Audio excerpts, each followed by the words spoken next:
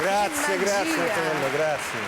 Che magia, che Torna a magia. sorridere, è magica. Allora, bellissima, grazie. Continuiamo a viaggiare, Miriam, però, perché io credo che tutti noi abbiamo una passione comune. Pino Daniele, già. ci hai portato qualcosa? Il grande Pino Daniele. Torniamo indietro nel tempo, un Pino Daniele giovanissimo ai suoi esordi, con un album intitolato Terra mia. All'interno c'era questa canzone, c'è questa canzone dedicata a Napoli. Si intitola Napoli è. Vediamola insieme. Napolè.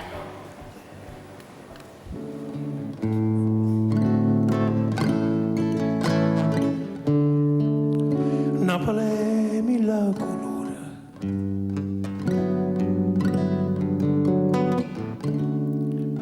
Napoli mille paure,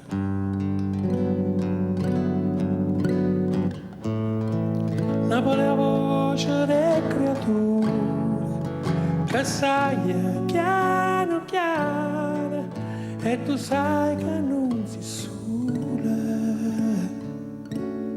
Non si sola.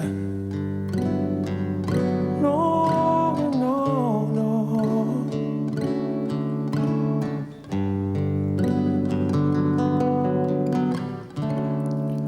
Napoli non solo amare.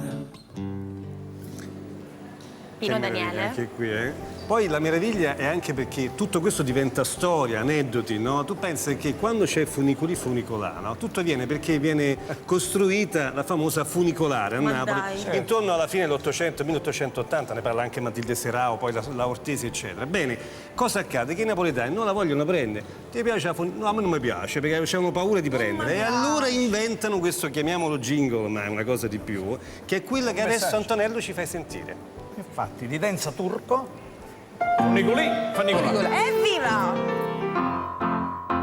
Ai sera nonni ne mana saietto, tu sai a tu sai a addosso con un grande giù di spietto, farmene un po', addosso fuoco coce ma si fuia, te lascia sta, e non ti corre appresso e non ti struie, sulla guarda, yamma, coppia mia, yamma, coppia mia, funicola, coppia mia, funicola.